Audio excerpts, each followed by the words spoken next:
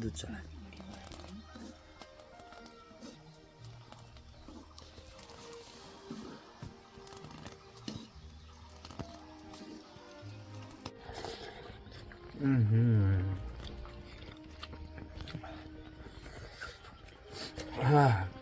Masyaallah, masyaallah.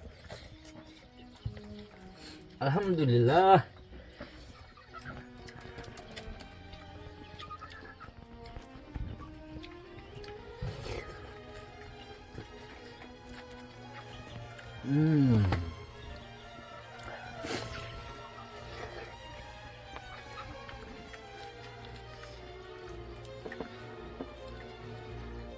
ल मजाले खानासाना खाइयो खाना पनि खाइसकियो हो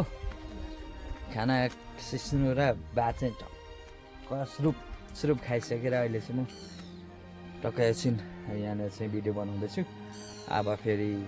काममा त जानुपर्ने छ सुँगुरलाई चारोहरू के दिनुपर्ने छ बाख्रालाई घाँस सासहरू अलिअलि बाँधिदिनु पर्ने छ र दिउँसो चाहिँ म सुँगुर चारो खोज्न जान्छु तल बारीमा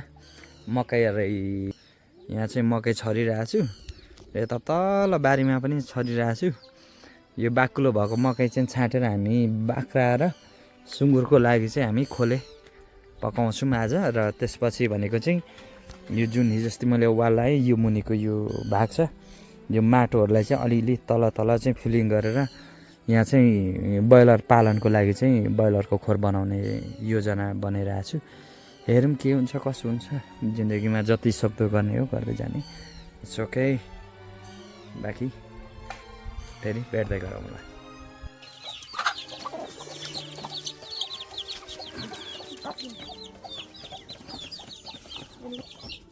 घुँडा टेकेर निस्किनु निस्क्यो यो बाख्राले चाहिँ भर्खर ब्याएको थियो र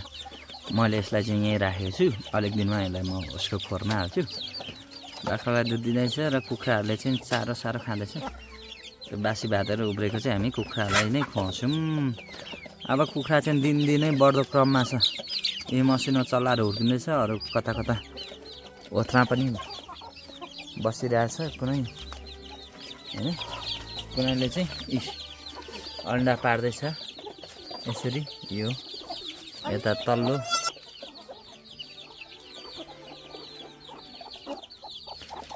अर्कोले पनि फेरि चल्लाहरू लिएर आयो है यो चाहिँ यसको बच्चाहरू हो यसले चाहिँ अन्डा पार्दैछ त्यहाँ एउटा दुम्से भाले पुरा हिरो भएर हिँडिरहेछ हो कुकुरेका बासी भात खा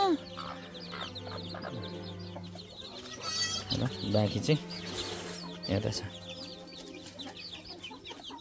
अब सायद म 1 वर्ष भित्रमा चाहिँ म 1 वर्षभित्रमा चाहिँ मैले अब निकै नै कुखुराहरू सायद जमाइ सक्छु होला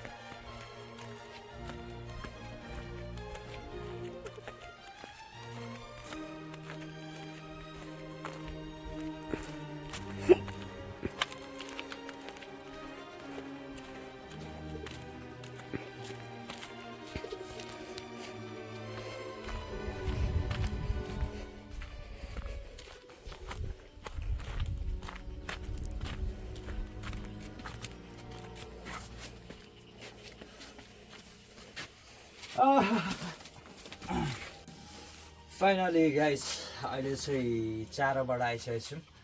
अघि बिहान चाहिँ सुँगुरलाई एकचोटि चारो दिएपछि चारो त्यो हिजो पकाएको चारो सकिएको थियो अब चाहिँ यो आज हामीले चाहिँ यो मकै हिजोअस्ति छरेको मकैलाई छाँटेर अलिअलि अनि कुरोहरू झारपातहरू लिएर आएको छौँ यसलाई चाहिँ टक